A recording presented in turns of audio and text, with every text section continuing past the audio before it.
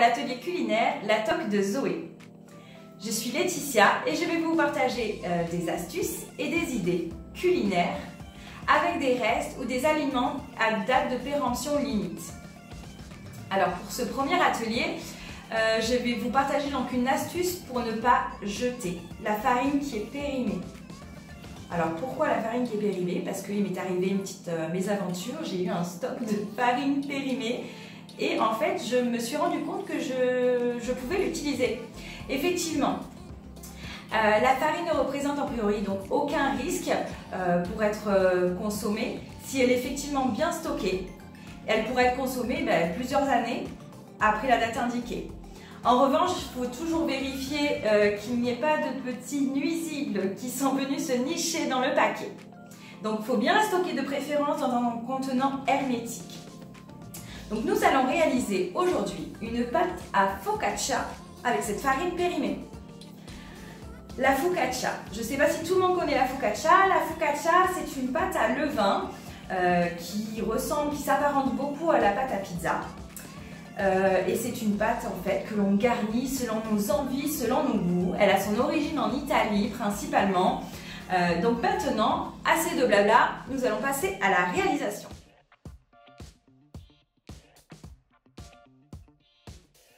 Alors maintenant que vous avez vu la liste des ingrédients, on va donc directement passer à la réalisation. Donc déjà dans un premier temps, bien évidemment, toujours en cuisine, il ne faut pas oublier de se laver les mains. Même avec vos enfants, vous pouvez réaliser donc cette recette.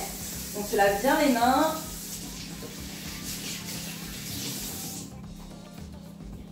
Voilà. On s'essuie bien sûr les mains.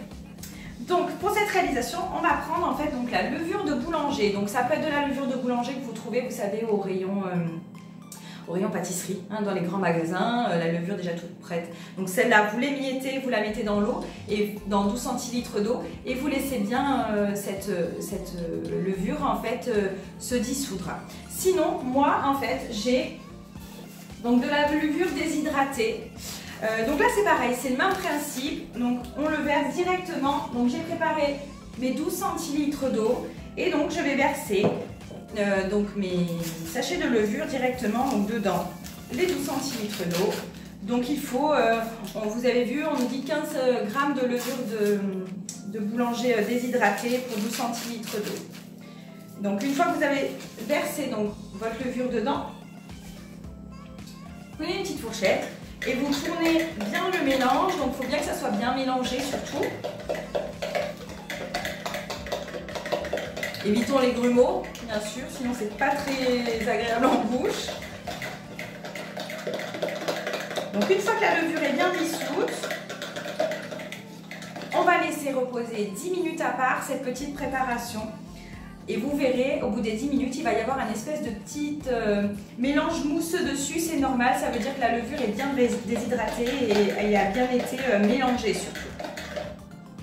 Voilà, on le réserve et donc on le met de côté. Une fois la levure qui se repose, on va préparer donc notre farine. La farine, il faut qu'elle soit tamisée. Donc vous avez vu, il faut 450 g de farine tamisée. Donc là, j'ai mon récipient. Donc je prends mon récipient. Hop. Je prends mon petit tamis que j'ai. Et donc, je verse ma farine dedans. Donc j'ai déjà pesé au préalable mes 450 g de farine. Donc là, je tamise ma farine, vous voyez. Donc pourquoi tamiser la farine? Moi je le fais à chaque fois en fait, à chaque recette. Parce que ça évite ces morceaux de farine qui restent dans la pâte et qu'on n'arrive pas toujours à dissoudre. Donc pareil, là ça fait des grumeaux, c'est pas très agréable en bouche. Et puis ça nous donne de l'huile de coude à remuer avec le fouet à chaque fois. Donc voilà, on tamise nos 450 g de farine.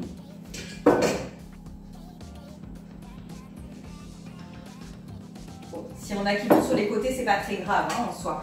Donc, hop, il faut être patient et habile en cuisine. Donc voilà, ma petite farine qui est périmée, il n'y a pas de nuisible dedans, j'ai vérifié bien le paquet avant. Donc là, je verse donc bien comme il faut, je tamise. Allez, on va terminer. Voilà.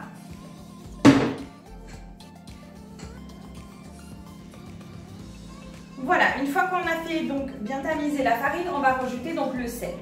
Donc une cuillère à café de sel fin. Sel fin, une cuillère à café. Je fais à la louche. Prenez bien la cuillère à café. Moi, j'ai toujours tendance à faire comme ça à la louche. Voilà. Donc là, on a notre levure. On a notre farine et notre sel qui ont été mis dedans. On va incorporer donc la levure qui a été mise de côté. On dit d'attendre bien les 10 minutes. Donc attendez bien les 10 minutes.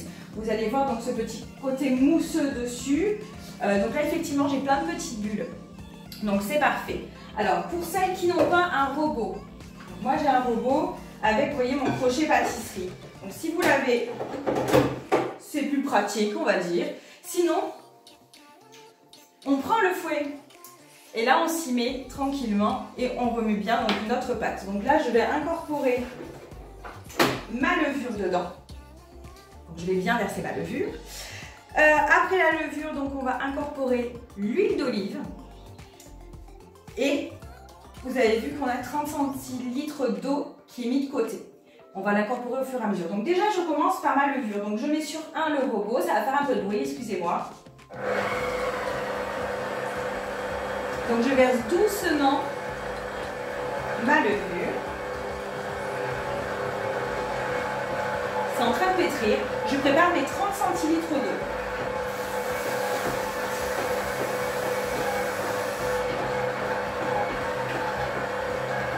Une fois que j'ai mes 30 centilitres d'eau, je réutilise le même récipient. Pourquoi? Toujours souci d'économie. Et en plus, pour ne pas perdre, parce qu'on est dans une émission culinaire, pour ne pas perdre les ingrédients, il y a toujours un petit peu de levure qui reste. Donc très bien, c'est parfait, ça continue. On ne perd pas la levure, on rajoute. Et donc là, on va incorporer tranquillement l'eau.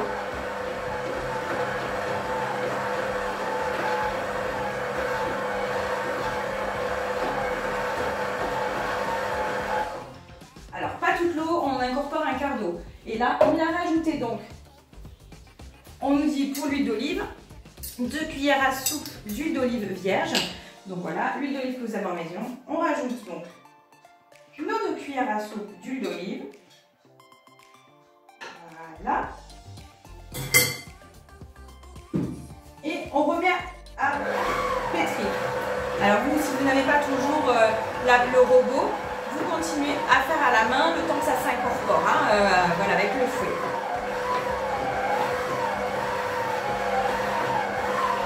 Donc là, elle commence vraiment à être un peu collante, mais c'est pas grave, on rajoute l'eau, on continue avec l'eau.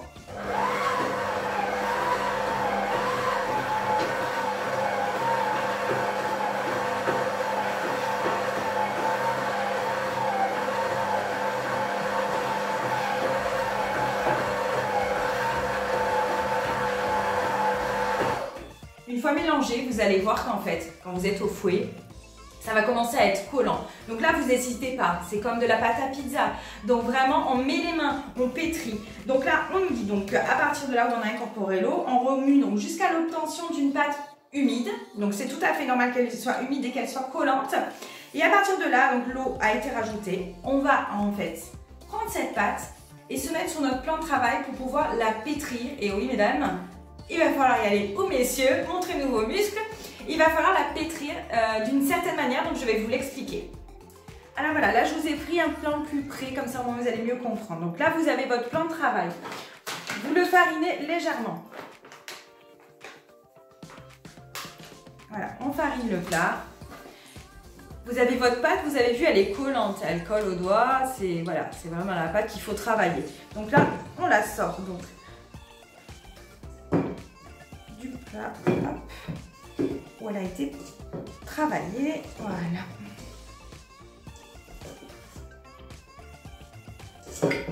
On racle bien. Voilà, hop, voilà. Donc là, vous avez votre pâte hyper collante. Mais c'est pas grave. On va l'imbiber un peu donc de farine afin qu'elle colle un petit peu moins et que ça soit plus agréable à travailler. Voilà. Donc là, une fois que vous avez réalisé donc cette pâte, vous avez un petit peu fariné, elle est de suite un peu moins collante. On va commencer à la pétrir. Alors, on va la pétrir d'une certaine façon, je vous ai dit tout à l'heure, en l'écrasant avec donc la paume de la main.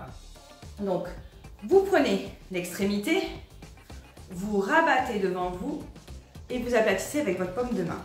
Vous tournez d'un quart, hop, on aplatit. On fait toujours la même façon de faire, avec la paume toujours. Voilà. Et ça, voilà, hop. Toujours le roulement de paume, on peut y aller avec les deux mains, hein, comme vous voyez. Bien la pétrir. Et quand vous sentez au toucher qu'elle commence à être un peu collante, vous voyez, hop, elle recommence à être collante, c'est pas grave. On se remet un peu de farine dessus. Allez. Donc là, hop, le surplus, on le met de côté. Ça sert toujours de toute façon. Et là, on est reparti. Hop, on prend l'extrémité et on le rabat avec la paume et on avance. On prend l'extrémité, on rabat et on avance. Et on pétrit comme ça pendant 8 à 10 minutes. Donc là, ça paraît long. Vous allez avoir mal au bras, mais il le faut parce qu'en fait, cette pâte va commencer à buller. Vous allez avoir des petites bulles, vous allez sentir même éclater des petites bulles sous vos mains.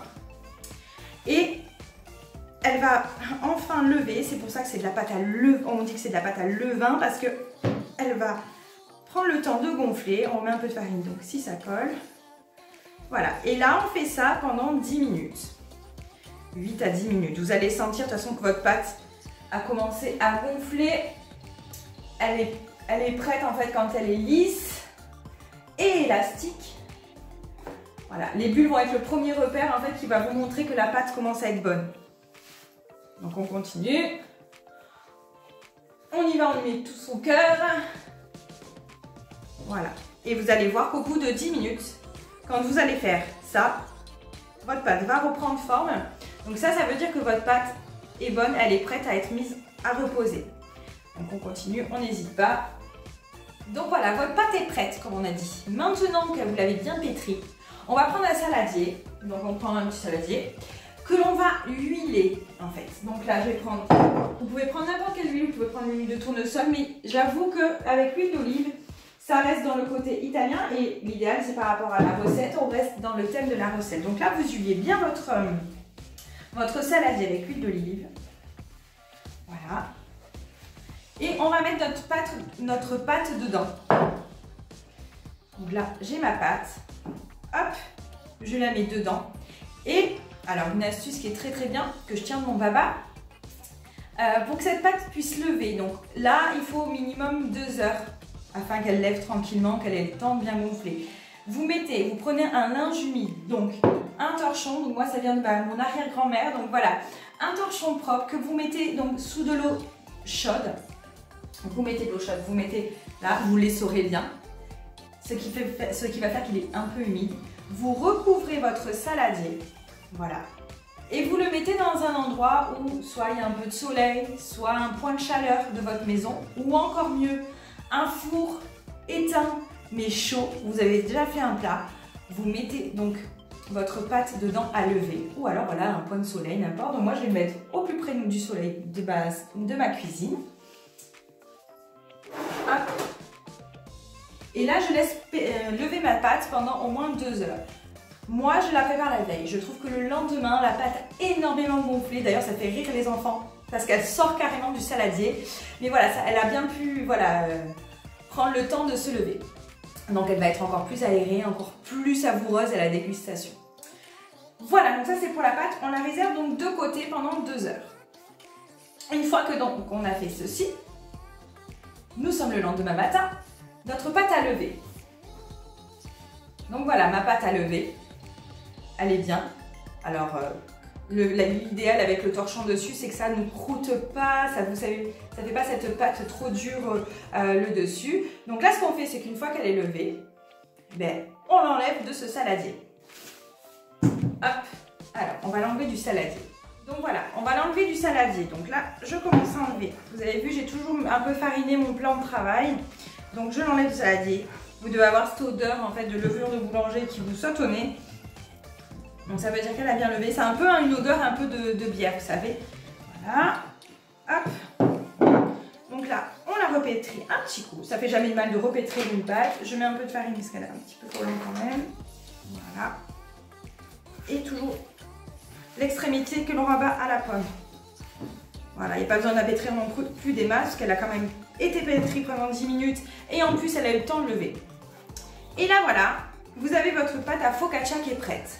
Alors, elle est prête. Ce que vous pouvez faire, du coup, en conservant en fait la farine qu'on disait qui était périmée et pour pouvoir, par exemple, vider votre paquet de farine. Elle est prête. Vous pouvez prendre un sachet congélation que vous allez mettre votre pâte dedans. Et hop, au congèle. Marquez bien dessus juste la date parce que bon, effectivement, elle a été périmée, elle a été travaillée, donc pas la garder plus d'un mois par exemple dans votre congélateur. Mais voilà, vous pouvez mettre donc dans un sac congélation bien fermé, hop, au congélateur. Et une soirée, un envie télé et pas envie de cuisiner, mesdames par exemple, et bien hop, vous avez votre pâte à focaccia qui est déjà prête. Donc là pour nous pour l'instant, la pâte est prête. On va pouvoir, enfin, je vais pouvoir vous montrer ce que c'est qu'une pâte à focaccia. Alors si comme moi, vous n'avez pas envie de la mettre au congélateur parce que vous êtes hyper gourmand ou gourmande, voilà, vous prenez votre pâte, pardon, vous l'étalez, il faut que ça fasse 30 cm de diamètre, pas plus, parce que comme ça on a une bonne épaisseur. Vous la mettez dans un plat, alors moi j'ai un plat à pizza, donc je la mets dans le plat, vous voyez, ou alors vous mettez dans un plat à tarte, sur votre papier sulfurisé par exemple, au four, comme ça sur une plaque, c'est pas grave aussi, vous pouvez. Vous faites bien des traces de doigts dans cette pâte. Vous l'huilez avec le restant d'huile que vous avez, un peu de gros sel dessus et là vous garnissez comme je vous l'ai dit tout à l'heure, enfin au tout début de la vidéo, vous garnissez avec ce que vous avez dans votre frigo, des poivrons qui restent, des petites tomates cerises ou alors vous pouvez la faire sucrée mais ça c'est peut-être pour une autre vidéo.